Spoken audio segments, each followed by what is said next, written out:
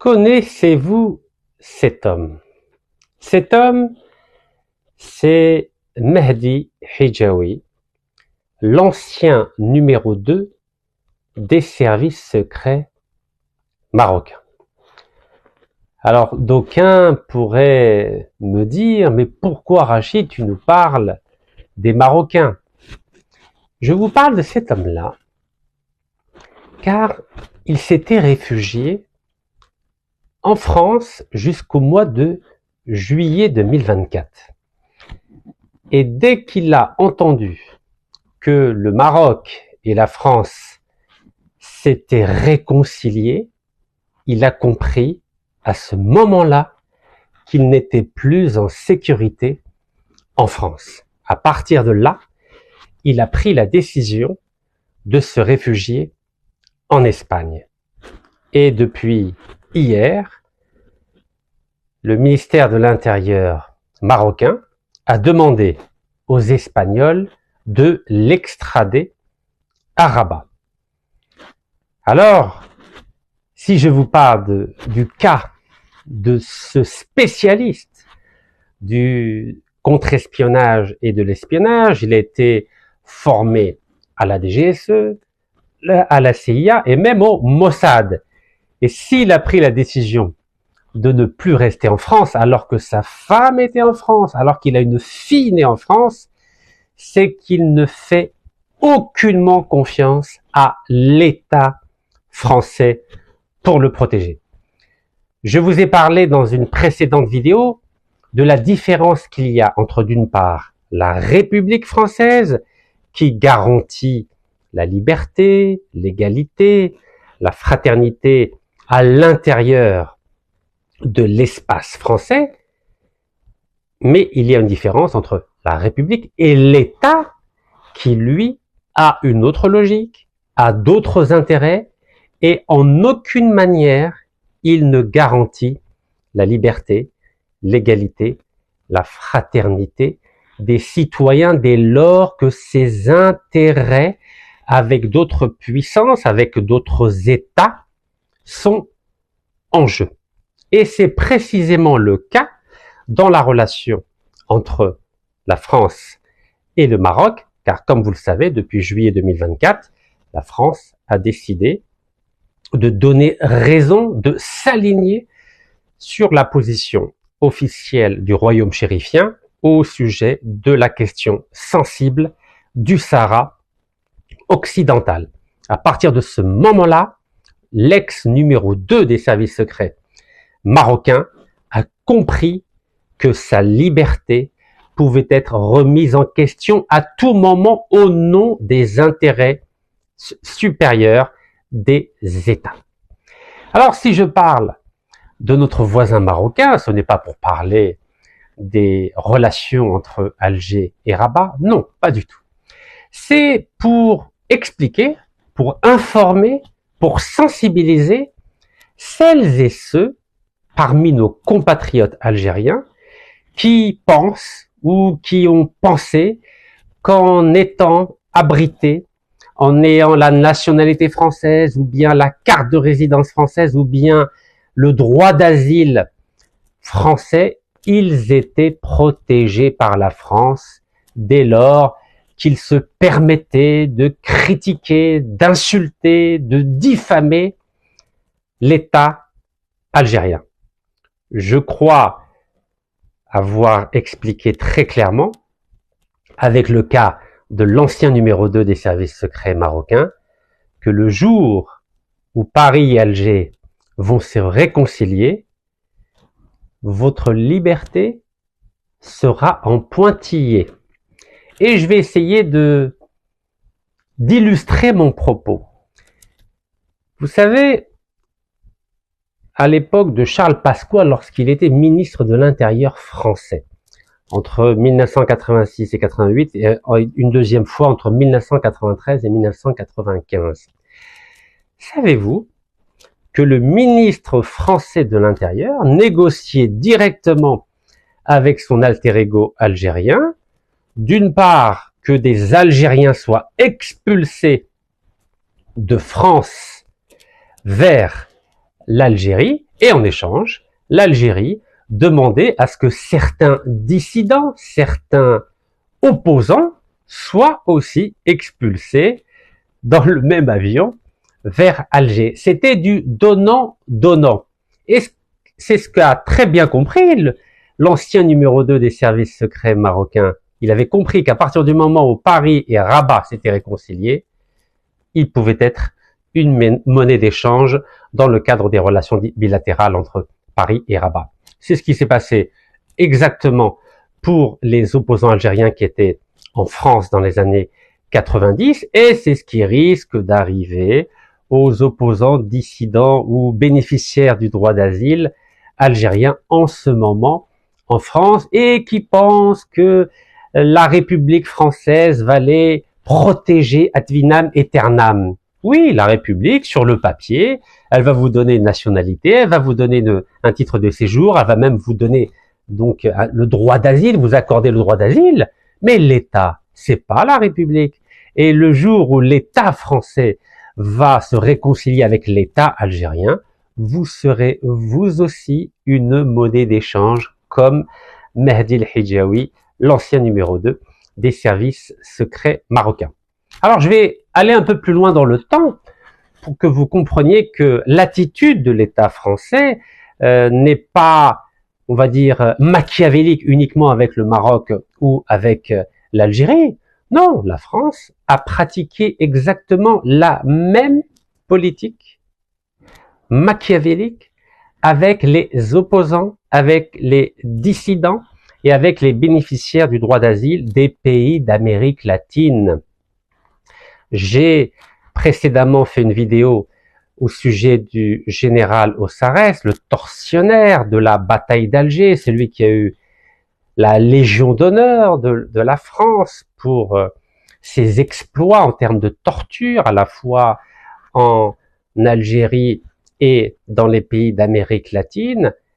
Et ce monsieur-là, en collaboration avec la DST, vous savez que les services secrets français, il y a à la fois la DGSE et la DST, la Direction de la surveillance du territoire français. Donc dans les années 70, la DST balançait, pour parler familièrement, chaque dissident, chaque opposant qui était légalement sur le territoire national français aux autorités des pays d'Amérique latine, notamment aux autorités de la dictature du général Pinochet au Chili. Alors, il y a eu une proposition de loi qui avait été déposée par l'ancien député Noël Mamère, qui était aussi journaliste à France 2. Cette proposition de loi, elle date du 10 septembre 2003. Et elle souhaitait, cette proposition de loi, la création d'une commission d'enquête sur le rôle de la France dans le soutien au régime militaire d'Amérique latine entre 1973 et 1984. Donc, proposition déposée à la fois par les députés Noël Mamère, Martine Billard et Yves Cochet, donc 3 députés écologiques qui font aujourd'hui partie du nouveau Front populaire. À l'époque, ils avaient du courage, les députés. Et dans l'exposé des motifs, donc dans la présentation de cette proposition de loi, qu'est-ce qu'il est écrit? Donc vous pouvez la retrouver sur le site de l'Assemblée nationale. Je vais vous lire une phrase. Écoutez-moi bien, les opposants, dissidents et bénéficiaires du droit d'asile en France. De l'aveu de monsieur Manuel Contreras, ancien chef de la DINA, D-I-N-A, ce qui signifie la police secrète chilienne. Donc, de l'aveu de monsieur Manuel Contreras, ancien chef des services secrets chiliens, le film, donc il y avait un film qui avait été diffusé sur l'influence de la France dans la mise en place des techniques de torture en Amérique latine. Donc le film nous apprend que les services secrets français, ce film s'appelle Les Escadrons de la mort, les services secrets français ont informé leur homologue chilien à la fin des années 1970 du retour au Chili des personnes qui l'avaient fui en raison du coup d'État du 11 septembre 1973. Donc vous savez qu'au Chili, après l'élection démocratique du président Salvador Allende, qui était un président socialiste, il y a eu un coup d'État soutenu par la France le 11 septembre 1973. Vous savez qu'il y a eu la symbolique du 11 septembre 2001, mais le vrai 11 septembre qui a vraiment heurté, choqué beaucoup d'humanistes et beaucoup de démocrates dans le monde, c'est le coup d'État du général Pinochet au Chili, le 11 septembre 1973. Donc, ce chef des services secrets chiliens, M. Contreras, dit « La DST française nous prévenait dès qu'un Chilien montait dans l'avion. » Vous imaginez, c'est la France.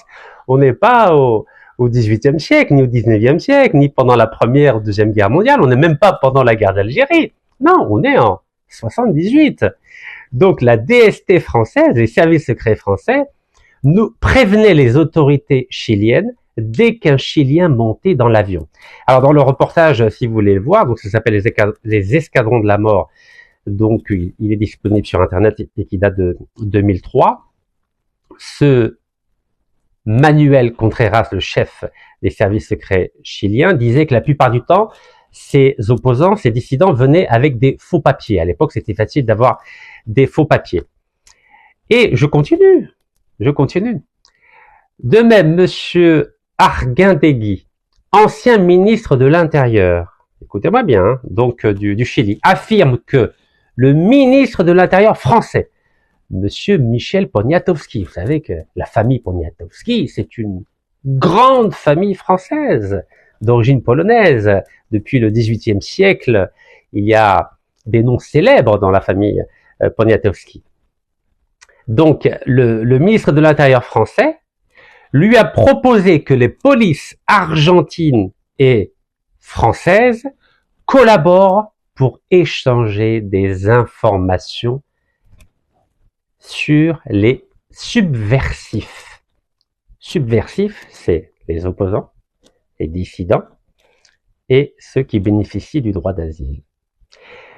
Donc, ceux qui pensent, et je parle à mes frères et sœurs algériens, qui matin, midi et soir critiquent l'Algérie en se drapant du voile, de la liberté d'expression, de l'humanisme, des droits de l'homme. C'est beau, c'est très beau, vous savez, c'est noble de pouvoir s'exprimer. Mais quand on attaque l'Algérie, en période de crise, à partir du territoire de l'ancien colonialiste, en croyant que vous allez être protégé parce que vous avez un bout de papier qui ne vaut strictement rien quand il s'agit de raisons d'État, je crains qu'un jour, vous le regrettiez comme les dissidents, opposants et bénéficiaires du droit d'asile français qui, sitôt revenus ou au Chili ou en Argentine, se sont fait arrêter par les polices de ces dictatures avec lesquelles la France a toujours collaboré, ont été donc arrêtés, torturés, éliminés, et leurs corps, on ne les a jamais plus retrouvés. Et de 1975 à 1981, il y a eu 50 000 disparus dans les pays d'Amérique latine, Chili, Argentine, Bolivie, Uruguay, Paraguay, Venezuela, à cause notamment de la participation aux techniques de torture exportées par la France, qui, comme je vous l'ai dit, côté pile, c'est la République, elle protège la liberté, l'égalité et la fraternité, et côté face, elle vend les dissidents, les opposants et les bénéficiaires du droit d'asile au nom de la raison d'État. Alors je ne sais pas si ceux qui se prétendent être dissidents ou opposants ont lu quelques livres de sciences politiques, mais je les invite fortement à lire des livres ou simplement à regarder cette proposition de loi de Noël Mamère du 10 septembre 2003, ou à regarder sur Internet un documentaire qui s'appelle Les Escadrons de la mort, ou bien, je dis ou bien, à méditer sur les 50 000 personnes qui ont été massacrées et dont on n'a jamais retrouvé les corps. Car la spécialité de la France, de l'État français, et notamment avec le général Ossarès, c'était de torturer les opposants, de les tuer et de faire en sorte qu'on ne retrouve jamais les corps. 20 000 disparus en Algérie, torturés, éliminés, et le corps, on ne les a jamais retrouvés. Ils n'ont pas pu bénéficier d'une tombe comme n'importe quel être humain sur Terre. C'est aussi ça, la France. Je sais que la France est belle, il y a des beaux monuments, il y a des beaux châteaux, il y a des belles avenues, il y a des beaux magasins. Mais quand il s'agit de raison d'État, l'État français est impitoyable. Alors, j'ai lu certains commentaires en disant « Oui, mais tous les États font pareil ». Oui, peut-être, mais tous les États ne se prétendent pas être le pays des droits de l'homme. Tous les États n'ont pas la prétention d'être le pays des Lumières.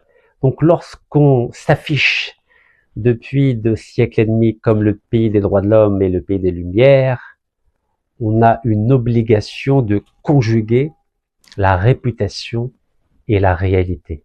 Et malheureusement, ce n'est pas le cas.